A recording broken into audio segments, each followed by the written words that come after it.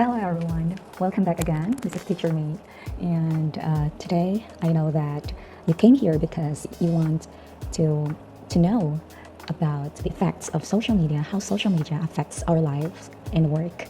So I'm sharing this because I realized social media is going to be really attractive and interesting, right? And I came to this point that I share it with you also because that's how my life affected by the social media too, and I'm struggling in it. And there are times that I may fall and I may tempt, but I'm really in the progress of developing myself into like being productive. So that's why I'm not saying that social media can affect your productivity, but in some parts in how I use it in my daily lives, that's how it affects me. So now we'll go beyond what my experience has. So I would love to really share with you, wisdom or just of what really social media and what are the things that can affect us, right? And of course, I'm gonna talk to both of it, negative and positive. So just stay tuned.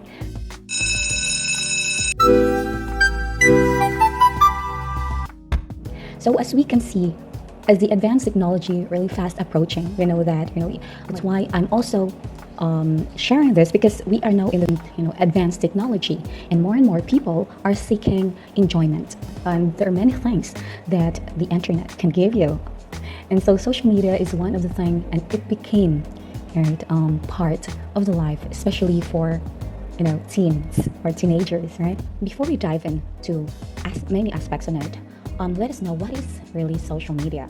So social media refers to the means of interactions among people, right, in which they can create, share, and or exchange information, ideas, and virtual communication and network. So the examples are, as you're watching right now, so you're watching YouTube, and YouTube is one of the social media, right? And the most also common one is Facebook, Twitter, Instagram, LinkedIn, and many more. Those are the platforms, social media platforms, that we can say, yeah, it's very entertaining. Like, I'm using 3 of them, like the Facebook, the Instagram, and YouTube. And that's 3 are my favorite platforms in social media. Those are the platforms, every day, like daily, we are hooked onto those medias, to those platforms. Now, how will the social media affect our life and works? There are 2 ways that bring impacts to your life and work. So just either it brings you harm, like there are many things in it like bringing you harm, either physically, mentally, emotionally, and also bring you or benefits you, like it gives you happiness, it enhances your outlook in life, and you become just like watching here right now, hopefully that you'll become inspired. Okay, so that's the 2 ways impact brings you harm or benefits. Now, does it really negatively affecting your life? Okay, so social media negatively affecting in a way because it has huge impact on individuals such as the teenagers, the youth. But of course, as I said, there are positive, impact to us, right? But it has negatively impact because of the addiction. The addiction, if it's really worsen, it affects you emotionally and becomes stressed. So why is that? So let's dig deeper into that point, right? So addiction is caused by social media because, like for example, teenagers can just anytime access like phones, televisions, or computers, and many more, like gadgets, like all those things, and internet, of course.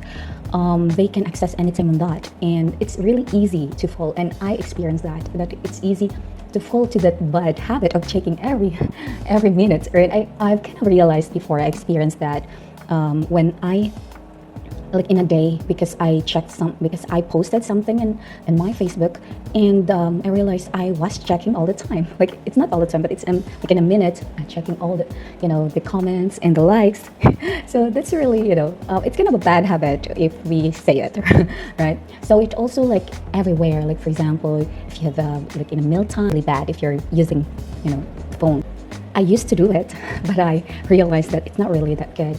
And school time, I remember my auntie, a son, and because of having phone and access to the internet, he became tired of going to school. Didn't want to go to school anymore because he just loved to play or to to do anything, like to watch something on the phone.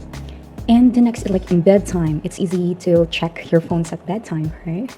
Previously, like in the past few years, up until last month, this is kind of like my struggle, like checking the phone every time.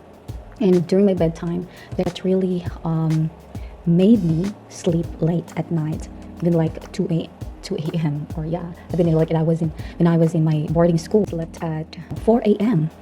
That's worse, right? Like I slept at 4 a.m. because I watched some things. I didn't just bother the time, right? And also, most specifically, because all the time, if you're workers here, I know the struggle. Like when you're working and you have to finish something, there's really a possibility that you're checking your phones, right? And some other like those disciplined people. I'm not one of them, but those disciplined people, they are really putting their phones while they're working, so they're putting in a place where they cannot really reach. Even like me, I'm working because I'm in an office work, like in a secretarial job.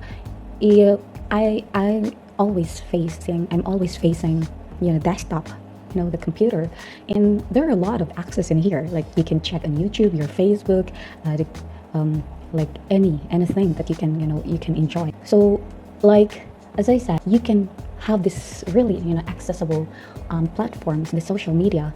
But what I emphasize here that there are areas in social media addiction that can have negative impact. So first on that is the communication. So one of my example of it is that before family experience, me and my sister were always talking the past few years, but like when I was like in my high school days, and we're able, because in my high school days I'm not using much phone because my phone is just what do you call it, like ordinary. It's just a very old version, so I'm not into checking my phone. And what I realized before, I often had time with my sister and play with her, talked with her. So this communication really, the social media at that time, because there was not an access on it, so we are able to communicate, to play, to have time, right? But now, like when I got a phone, like when I got a phone, whenever I got home or whenever I return home, we're not really talking much, like we're not communicating heartily or somewhat, so this is kind of affecting our communication within our family, or not just family, of course, within your friends. If you're you're invited to have a get together with your friends and you're just checking your phone instead of talking with them, so that's also part that also the situation in which you can say that communication, the social media affecting our communication, right? Okay, the second one is the emotion. Gives us like stress, and the reason of that for me, I'm gonna share this like in my own experience. When I watch something really beautiful and slim and perfect life, especially to those just not really mature much in emotionally, they tend to be attached, and oh, I just wanna like this, I just wanna do this, and I just wanna be beautiful also. So it affects our self-esteem. So emotionally we are affecting because of the addiction of social media. So whenever you're seeing like videos of beautiful girl, videos of a beautiful life, your emotional self-esteem will be affected on it, right? Or insecurities of some ways.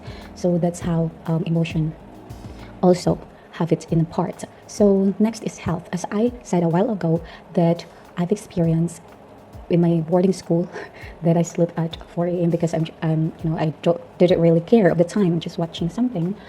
That really affected my health, because when I woke up in the morning, I feel so weak because I had lack of sleep, so I didn't sleep well. So those are the three: the communication, the emotion, the health. I think that's kind of the major part. I don't know if I forgot something also in it. You can also share it into the comments below if you have also idea of it, right? And you can, and some viewers also can read it. So those three. However, like when you good use with enough control, so these things will not be affecting you, like the communication, the emotion, the health will not be affecting you if you have enough control of the usage, right? I said like there is positive in it too, like you have enough control of it, and that can bring you a positive impact in your emotion, your communication, and your health, right? So now for you in your daily life, how does it affect you? Is it more in negative side or more in positive? And how do you feel like it, this social media? So as many people experience how social media like combats loneliness, right? When you feel, I remember that my co-teacher in our ASL company, like my co-teacher told me that she's watching something because that time it was pandemic and she's very sad and lonely, no one's to talk to, and so she preferred to just watch it. And that's social media that can lifted her loneliness.